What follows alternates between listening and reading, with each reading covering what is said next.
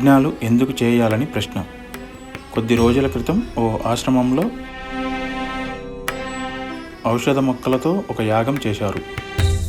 అక్కడున్న కొంతమంది యువకులు అడిగారు, ఆ యజ్ఞం చేయాల్సిన అవసరం ఏంటని. మన దేహంలో సూర్యనేత్రం, చంద్రనేత్రం, సూర్యనాడి, చంద్రనాడి, మధ్యది సుషుమ్న. సుషుమ్నాను జ్ఞాననేత్రమని పిలుస్తాము. జ్ఞాననాడి, అగ్నినాడి, చిత్రాగ్ని నాడి. ఒకటే నాడికి చాలా పేర్లు ఉన్నాయి.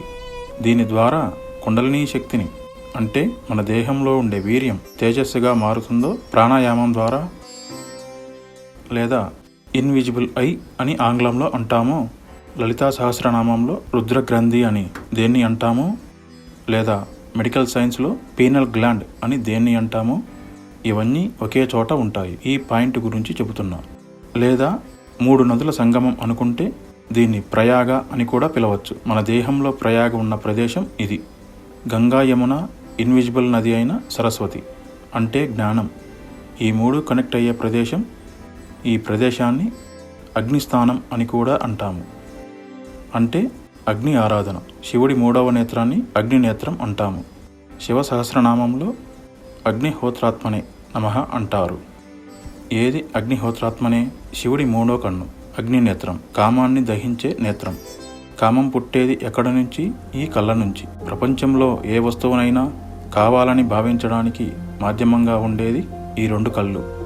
బాహ్య సృష్టిలో చూడడానికి ఉన్నది దేవుడి 2 కళ్ళు. ఒకటి సూర్యుడు, మరొకటి చంద్రుడు. ఈ రెండింటి వెలుగు ద్వారా సృష్టిని ప్రతి జీవి ఆస్వాదిస్తోంది.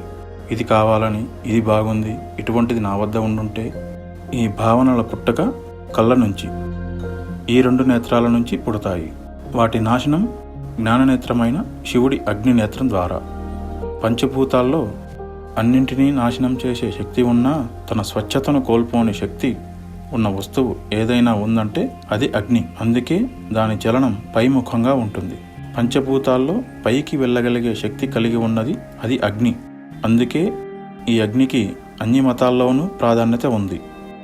నాథపంథలో దీనిని ధునిగా ఉపాసన చేస్తారు. క్రియాభావ క్రియాయోగాల కూడా ఆ ధుని ఎదుట క్రియాయోగ సాధన చేస్తారు. అగ్నిహోత్ర బ్రాహ్మణులు అగ్నిహోత్రం ద్వారా అగ్నిని ఆరాధన చేస్తారు. మరికొంతమంది ధ్యానం చేసేవాళ్ళు అంతర్ అగ్ని. ఇది బాహ్యాగ్ని, ఇది యోగాగ్ని. బాహ్యాగ్నిలో పుట్టిన వేడి ఒకటి సూర్యుడి ద్వారా, లేదంటే అగ్ని ద్వారా. బాహ్యాగ్ని వేడి అనుభవం. అంతర్ శరీరంలో వేడి ఉంటుంది. దేని ద్వారానో వెతికితే దాని పేరు యోగాగ్ని లేదా చిదాగ్ని. చిత్త నుంచి పుట్టే అగ్ని. దీన్నే లలితా సహస్రనామంలో చిదగ్ని కుండ సంభూతే దేవకార్య సముద్యతే.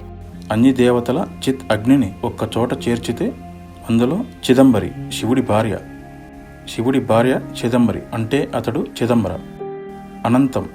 ఆ అనంతమైన శక్తి ఉద్భవిస్తుంది. దాన్ని శ్రీ లలితాంబిక అని పిలుస్తారు. అప్పుడు ఈ శ్లోకం చెబుతారు. సింధూరారుణ విగ్రహాం త్రినయనాం మాణిక్యమౌళి స్ఫురత్. ఈ శ్లోకం పుట్టింది అప్పుడు. అందుకే సహస్రనామంలో ఆమె పుట్టుకను వివరిస్తూ చిదగ్ని కుండ సంభూతే దేవకార్య సముద్యతే. దేవతల కార్యాన్ని చేయడానికి ఆమె చిత్ అగ్ని, చిదాగ్నిలో ఆమె ఆవిర్భావం అయ్యింది.